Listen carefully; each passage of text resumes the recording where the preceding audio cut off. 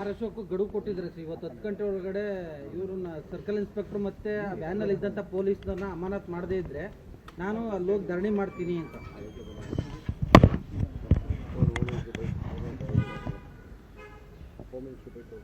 ಹುಬ್ಳಿ ಗಲಾಟೆ ಬಗ್ಗೆ, ಆ ಘಟನೆಯ ಬಗ್ಗೆ ಈಗಾಗಲೇ ನಾನು ಕೆಲವು ಮಾಹಿತಿಗಳನ್ನು ಪಡ್ಕೊಂಡಿದ್ದೇನೆ. ಈ ಪ್ರಕರಣವನ್ನು CIDಗೆ ಕೊಡೋದಕ್ಕೆ ನಾವು ಚರ್ಚೆ ಮಾಡ್ತಾ ಇದ್ದೇವೆ. ಮಾನ್ಯ ಮುಖ್ಯಮಂತ್ರಿಗಳ ಅನುಮತಿಯನ್ನು ಅವರ ಜೊತೆಯಲ್ಲಿ ಚರ್ಚೆ ಮಾಡಿ ಅವರ ಅನುಮತಿಯನ್ನು ಪಡೆದು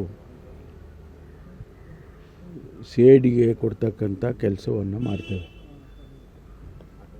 ಯಾವುದು ಸತ್ಯಾಸತ್ಯತೆಯನ್ನು, ಅಲ್ಲಿ ನಡೆದಂಥ ಘಟನೆಯನ್ನು ತನಿಖೆ ಮಾಡಿ ಅವರು ಸರ್ಕಾರಕ್ಕೆ ವರದಿಯನ್ನು ಕೊಡ್ತಕ್ಕಂಥ ಕೆಲಸವನ್ನು ಮಾಡಬೇಕಾಗ್ತದೆ. ಆನಂತರ ಸರ್ಕಾರ ಏನು ತೀರ್ಮಾನ ಮಾಡಬೇಕು, ಯಾರು ತಪ್ಪಿತಸ್ಥರು ಅಥವಾ ಘಟನೆಯಲ್ಲಿ ಯಾರ್ದು ನೆಗ್ಲಿಜೆನ್ಸ್ ಇದೆ, ಇದನ್ನೆಲ್ಲವನ್ನು ಕೂಡ ನಾವು ನೋಡ್ತೇವೆ. ಆನಂತರ ತೀರ್ಮಾನ ಮಾಡ್ತೇವೆ. ಸದ್ಯಕ್ಕೆ ಇನ್ಸ್ಪೆಕ್ಟರ್ ಸಸ್ಪೆಂಡ್ ಆಗಿದೆ ಸರ್.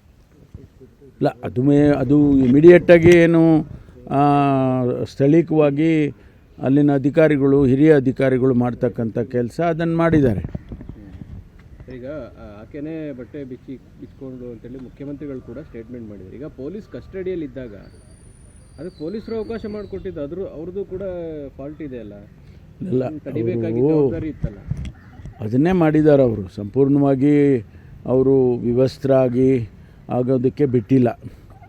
ಅವರು ಆ ಸಂದರ್ಭದಲ್ಲಿ ಯಾರಿದ್ದರೂ ಪೊಲೀಸ್ನವರು ಅವ್ರು ಏನು ಕ್ರಮ ತಗೋಬೇಕೋ ಅದನ್ನು ತಗೊಂಡಿದ್ದಾರೆ ಅಂತೇಳಿ ನಾನು ಮೇಲ್ನೋಟಕ್ಕೆ ನಮಗೆ ಬಂದಂಥ ಮಾಹಿತಿ ಮೇಲೆ ನಾನು ಕೂಡ ಹೇಳಿದೆ. ವಿವಸ್ತ್ರ ಅವ್ರು ಯಾರು ಪೊಲೀಸ್ನವ್ರು ಮಾಡಿಲ್ಲ, ಅವರೇ ಮಾಡ್ಕೊಂಡಿದ್ದಾರೆ ಅಂತ ಹೇಳಿ ಮೇಲ್ನೋಟಕ್ಕೆ ನಮಗೆ ಬಂದಂಥ ಮಾಹಿತಿಯನ್ನು ತಮ್ಮ ಜೊತೆ ಹಂಚ್ಕೊಂಡೆ ನಾನು. ಆದರೆ ಇನ್ನೂ ಕೂಡ ವಿವರವಾಗಿ ಅದನ್ನು ತನಿಖೆ ಮಾಡಬೇಕು ಅಂತ ಹೇಳಿ ಈಗ ಅದರ ಬಗ್ಗೆ ಚಿಂತನೆ ಮಾಡ್ತಾ ಇದ್ದೀವಿ. ಮಹಿಳೆಯ ಮೇಲೆ ಸಾಕಷ್ಟು ಕೇಸ್ಗಳಿದ್ದಾವೆ ಅಂತ ಆರೋಪ ಮಾಡ್ತಾ ಇದ್ದಾರೆ. ವಿಡಿಯೋ ಕೂಡ ಕಾಂಗ್ರೆಸ್ನವರು ರಿಲೀಸ್ ಮಾಡಿದ್ದಾರೆ. ಆ ಕೇಸ್ಗಳು ಬಿದ್ದಿದ್ವು ಮಹಿಳೆ ಮೇಲೆ ಅಂತ ಬಿಜೆಪಿಯವರು ಹೇಳ್ತಿದ್ದಾರೆ. ಅಲ್ಲ, ಯಾವುದೂ ಕೂಡ ಸ್ಪಷ್ಟವಾಗಿ ನಮಗೆ ಗೊತ್ತಾಗಬೇಕಲ್ಲ. ಅವ್ರು ಯಾರೋ ಒಂದು ಹೇಳಿಕೆ ಕೊಡ್ತಾರೆ, ಇವ್ರು ಯಾರೋ ಒಂದು ಹೇಳಿಕೆ ಕೊಡ್ತಾರೆ. ಅದು ಸ್ಪಷ್ಟವಾಗಿ ನಮಗೆ ಗೊತ್ತಾಗಬೇಕಾದ್ರೆ ಒಂದು ತನಿಖೆ ಮಾಡಿದರೆ ಗೊತ್ತಾಗ್ತದೆ. ಅಲ್ಲಿ ಕಾಂಗ್ರೆಸ್ ನಾಯಕರೇ ಒಂದು ವಿಡಿಯೋ ರಿಲೀಸ್ ಮಾಡಿದ್ದಾರೆ ಸರ್, 3 ವರ್ಷ ಹಳೇದು. ಯಾರಾದರೂ ಮಾಡಲಿ, ಎಲ್ಲ ಯಾರಾದರೂ ಮಾಡಲಿ, ಅದೆಲ್ಲ ಗೊತ್ತಾಗುತ್ತಲ್ಲ ತನಿಖೆ ಮಾಡಿದರೆ. ಯಾರು ಮಾಡಿದರು, ಯಾಕೆ ಮಾಡಿದರು, ಅದರ ಹಿನ್ನೆಲೆ ಏನು, ಅದೆಲ್ಲ ಗೊತ್ತಾಗುತ್ತೆ. ಸರ್, ಈಗ ಬಳ್ಳಾರಿ ಪ್ರಕರಣದಲ್ಲಿ ಕುಮಾರಸ್ವಾಮಿ ಅವರು ನಿನ್ನೆ ಒಂದು ಆರೋಪ ಮಾಡಿದರು. ಈಗ ಅದಕ್ಕೊಂದು ಸ್ಪಷ್ಟನೆ ಕೊಟ್ಟಿದ್ದಾರೆ.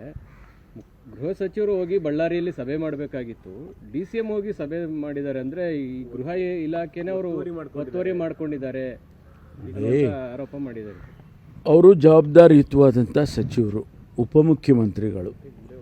ನಿಜ, ಅವರು ಕುಮಾರಸ್ವಾಮಿ ಅವರು ಹೇಳೋ ಪ್ರಕಾರ ಅವರೊಬ್ಬರು ಕ್ಯಾಬಿನೆಟ್ ದರ್ಜೆ ಸಚಿವರಷ್ಟೇ ಬಿಟ್ಟರೆ ಅವ್ರಿಗೆ ಯಾವುದು ಎಕ್ಸ್ಟ್ರಾ ಅಧಿಕಾರ ಇಲ್ಲ ಅನ್ನೋ ಮಾತನ್ನು ಹೇಳಿದ್ದಾರೆ. ಅದು ಕಾನೂನಾತ್ಮಕ ಅಥವಾ ಸಂವಿಧಾನಾತ್ಮಕವಾಗಿ ಅದು ಸರಿ ಇರ್ಬೋದು. ಆದರೆ ಸರ್ಕಾರದ ಒಬ್ಬ ಪ್ರತಿನಿಧಿಯಾಗಿ ಅಲ್ಲಿ ಹೋಗಿರೋದನ್ನು ತಪ್ಪು ಅಂತ ಹೇಳೋದು ಸರಿಯಿಲ್ಲ. ಯಾಕೆಂದರೆ ಅವರು ಒಬ್ಬ ಸಚಿವರಾಗಿ ಅಂತಲೇ ಇಟ್ಕೊಳ್ಳಿ, ಕ್ಯಾಬಿನೆಟ್ ಸಚಿವರಾಗಿ ಅಂತ ಇಟ್ಕೊಳ್ಳಿ, ಅದು ಡೆಪ್ಯೂಟಿ ಚೀಫ್ ಮಿನಿಸ್ಟ್ರು ಅಂಥೇಳಿ ಅವರನ್ನು ಪ್ರಮಾಣ ವಚನ ಕೊಟ್ಟಿರ್ತಕ್ಕಂಥದ್ದು. ಆ ಜವಾಬ್ದಾರಿಯಿಂದ ಅವರು ಹೋಗಿದ್ದಾರೆ. ಅದರಲ್ಲಿ ಈಗ ನಾನು ಹೋಗ್ಲಿಕ್ಕೆ ಆಗಲಿಲ್ಲ ಅಂತ ಹೇಳಿ ಅವರು ಹೋದರು. ನಾನು ಅಲ್ಲಿ ಆಗ್ತಕ್ಕಂಥ ಘಟನೆ ವಿವರಗಳನ್ನು ತಗೊಂಡು ನಮ್ಮ ಇಲಾಖೆಯಲ್ಲಿ ಈಗ ನಾವೇನಾಗುತ್ತೆ, ನಾವು ಸಂಬಂಧಪಟ್ಟ ಸಚಿವರು, ನಾನು ಹೋದ ಮೇಲೆ ಅಲ್ಲಿ ಏನೇನೋ ಇನ್ಸ್ಟ್ರಕ್ಷನ್ಸ್ ಕೊಟ್ಬಿಟ್ಟಿದ್ದಾರೆ. ಒಂದು ವೇಳೆ ನಾನು ಇಮಿಡಿಯೇಟಾಗಿ ಅಲ್ಲಿ ಹೋಗಿದ್ದರೆ ಮಂತ್ರಿಗಳು ಬಂದರು, ಏನೇನೋ ಇನ್ಸ್ಟ್ರಕ್ಷನ್ ಕೊಟ್ಬಿಟ್ಟಿದ್ದಾರೆ, ಅವ್ರ ಪರವಾಗಿ ಕೊಟ್ಟಿದ್ದಾರೆ, ಇವ್ರ ಪರವಾಗಿ ಕೊಟ್ಟಿದ್ದಾರೆ ಅಂತ ಕೂಡ ಕಮೆಂಟ್ಸ್ಗಳು ಬರುತ್ತೆ. ನಾವು ಹೋಗುವಾಗ ಕೂಡ ಒಂದಿಷ್ಟು ಯೋಚನೆ ಮಾಡಿ ಅಲ್ಲಿ ಇನ್ವೆಸ್ಟಿಗೇಷನ್ನು ಯಾವುದೂ ಕೂಡ ಅದನ್ನು ತೊಂದರೆ ಆಗದಾಗೆ, ಯಾರಿಗೂ ನಾವು ಇಂಟರ್ಫಿಯರ್ ಆಗದಂಗೆ ತನಿಖೆ ಆಗಲಿ ಅನ್ನೋ ಉದ್ದೇಶಕ್ಕಾಗಿ ನಾವು ತಡೆದು ಹೋಗ್ತೇವೆ. ಯಾವಾಗಲೂ ಕೂಡ ಘಟನೆ ಆದಾಗ ಇಮಿಡಿಯೇಟಾಗಿ ಹೋಗೋದಿಲ್ಲ, unless it is really an emergency. ಅಂಥ ಸಂದರ್ಭದಲ್ಲಿ ನಾನು ಅದಕ್ಕೋಸ್ಕರ ನಾನು ಇಲ್ಲಿವರೆಗೂ ಹೋಗಲಿಲ್ಲ. ಉಪಮುಖ್ಯಮಂತ್ರಿಯಾಗಿ ಒಬ್ಬ ಸಚಿವನಾಗಿ ಸರ್ಕಾರದ ಪ್ರತಿನಿಧಿಯಾಗಿ ಅವರು ಹೋಗಿದ್ದಾರೆ. ಹೋಗಿ ಅವರು ಅಲ್ಲಿ ಆ ಸತ್ತವನ ವ್ಯಕ್ತಿಯ ಕುಟುಂಬದ ಸದಸ್ಯರನ್ನೆಲ್ಲ ಭೇಟಿ ಮಾಡಿ ಸಾಂತ್ವನ ಹೇಳಿ ಒಂದು ಮಾನವೀಯತೆ ದೃಷ್ಟಿಯಿಂದ ಹೋಗಿದ್ದಾರೆ ಅವರು. ಅದು ತಪ್ಪು ಅಂತ ಕುಮಾರಸ್ವಾಮಿ ಅವರು ಹೇಳೋದಾದರೆ ನಾವು ಏನು ಹೇಳಬೇಕು ಅವರಿಗೆ? ಇಲಾಖೆಯಲ್ಲಿ ಆ ಥರದ ಹಸ್ತಕ್ಷೇಪ ಇಲ್ಲ ಅಲ್ಲ ಸರ್? ಕೊಟ್ಟಿದ್ರ ಅಂತ ಸಭೆ ನಡೆಸೋದಕ್ಕೆ ಯಾರು ಅನುಮತಿ ಕೊಟ್ಟಿದ್ರು ಅಂತ? ಅನುಮತಿ ಏನ್ರಿ, ಸರ್ಕಾರದ ಪ್ರತಿನಿಧಿ ಅಲ್ವಾ ಅವರು. ಅದರಲ್ಲಿ ಈಗ ನಾನು ಹೋಗ್ತೀನಪ್ಪ, ನಾನು ಭದ್ರಾವತಿಗೆ ಭದ್ರಾ ಪ್ರಾಜೆಕ್ಟಿಗೆ ಹೋಗ್ತೀನಿ.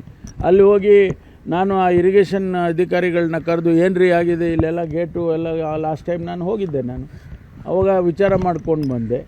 ಅದು ತಪ್ಪು ಅಂತ ಹೇಳ್ಬಿಟ್ರೆ ಈಗ ಹಂಗೆ ನೋಡಿಕೊಂಡ್ರೆ ಕ್ಯಾಬಿನೆಟ್ಟಲ್ಲಿ ಅವರು ಯಾರ್ಯಾರು ಮಿನಿಸ್ಟ್ರಿ ಇರ್ತಾರೋ ಅವರೇ ಕ್ಯಾಬಿನೆಟ್ ಅಂತ ಹೇಗೆ ಕರೀತಾರೆ?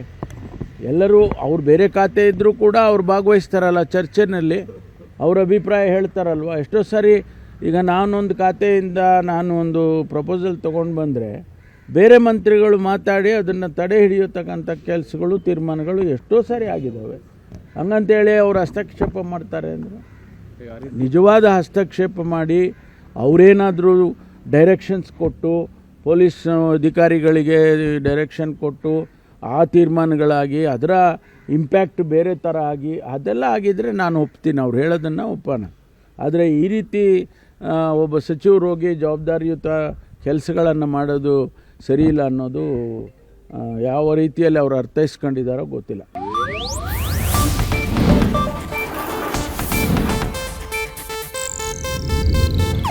ಇದು ಏಷ್ಯಾನೆಟ್ ನ್ಯೂಸ್ ನೆಟ್ವರ್ಕ್ ಪ್ರಸ್ತುತಿ.